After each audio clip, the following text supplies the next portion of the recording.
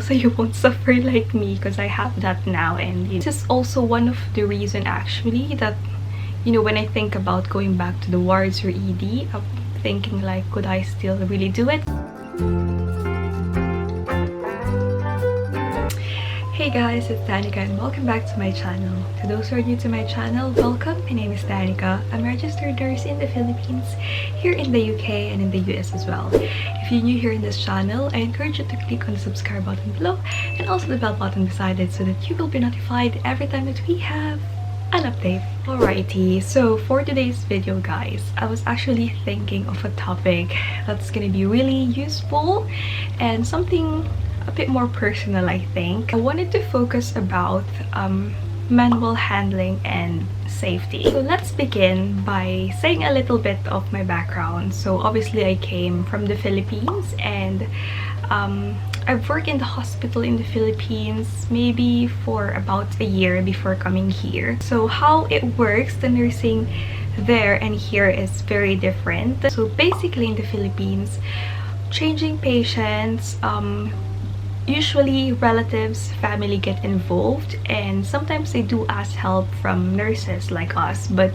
most of the time, because I don't know, maybe it's a cultural thing really, that you wanted to be be the one actually sorting your loved one. So here in the UK it's quite different. So way back in 2019, when I started my career here, I was employed in the emergency department initially, so not by choice but by chance, but I'm still grateful for my experience. If you want to watch about my vlogs about it when I was still there, then feel free to just scroll in my channel. But anyway, so yeah, it's actually, if I'm being honest, it's actually a bit of a shock to me how it works here, because it's actually the nurses and the healthcare staff to actually clean the patient when they come, even the emergency department, most frequently in the wards obviously.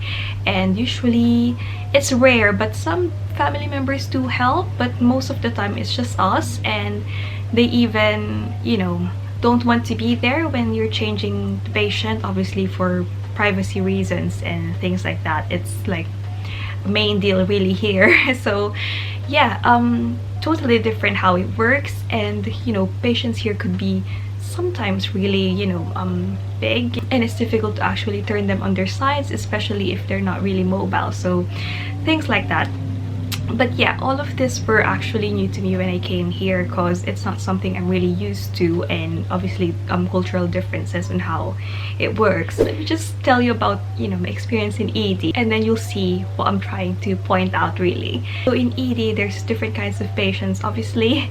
So one might have dementia, one might be agitated, or like alcohol intoxication or drug overdose. So really a lot that I've experienced and seen a lot when I was there. In a realistic world, it's really difficult because most of the time we're short-staffed, and obviously every NHS hospital will have a training about manual handling and how many people you need to actually lift the patient, transfer from the stretcher to the bed, or like turn it on their sides, and like sometimes they will slide, sort them, because they can't just leave them hanging. So most of the time, because so for example, I'm assigned in majors in ED, so one nurse, one HCA is to maybe 5 to 6 patients. So you can have dementia patients or very agitated patients. So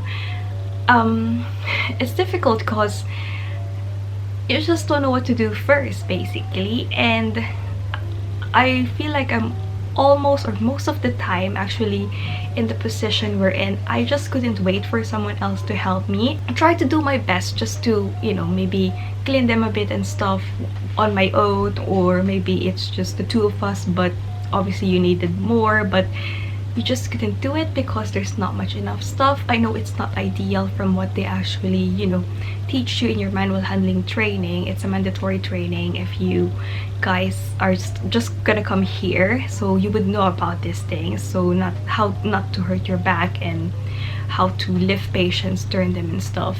So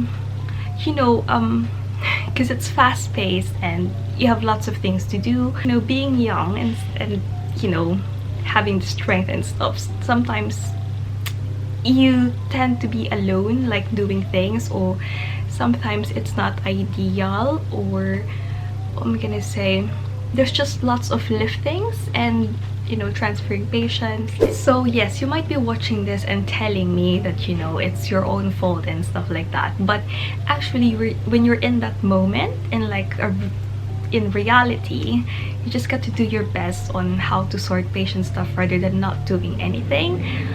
Again, it's not ideal. Also, aside from that, actually, aside from, you know, being alone and like lifting and turning patients, one more thing is you get used to a habit on how you actually turn patients, and that's actually something they address in your manual handling training. And if you attend one and you're here, you might realize, yeah, we're like doing the wrong thing because sometimes it just became a habit or like a common way actually on how most of the stuff do it. But actually, manual handling trainings here are great because they teach you how to take care of your shoulders and your back, so it is great. But sometimes it's just difficult to actually apply it in the real world. So what I'm trying to point out, so after 26 months of actually working in ED, what I gained is some shoulder pains here. So not my back, but some shoulder pains. So I think, because I never had this problem before and sometimes it could really be painful with a cold, so that I've been suffering now for almost a year, I think. I did go to a physio and they assessed me and stuff, but I think he just said, as far as I remember, it's just a bit of a muscle strain and there's not much you can do really, but some exercises to alleviate the pain, or just, you know, some over-the-counter painkillers, but nothing much really. So I know I've got it from there because I usually tend to like pull like this and something like that. I didn't hurt my back, but it is my shoulders that's actually been hurting.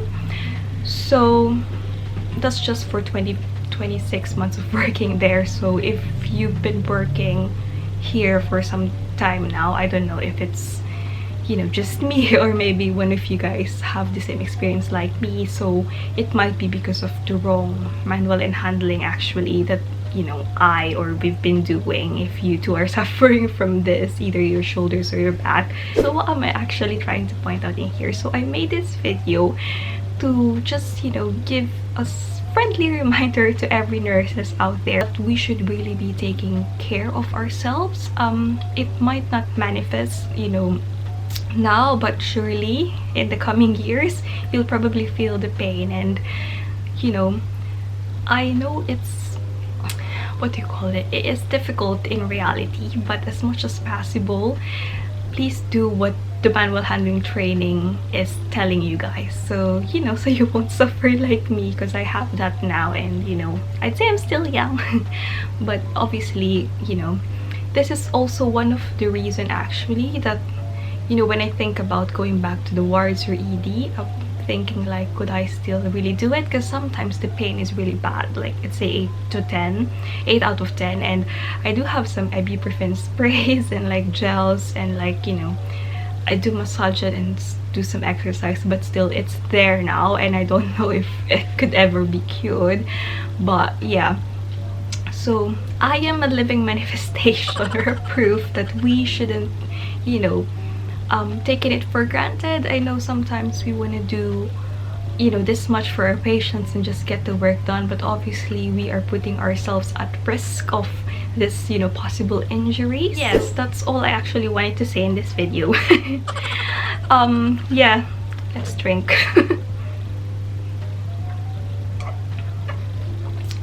Cheers.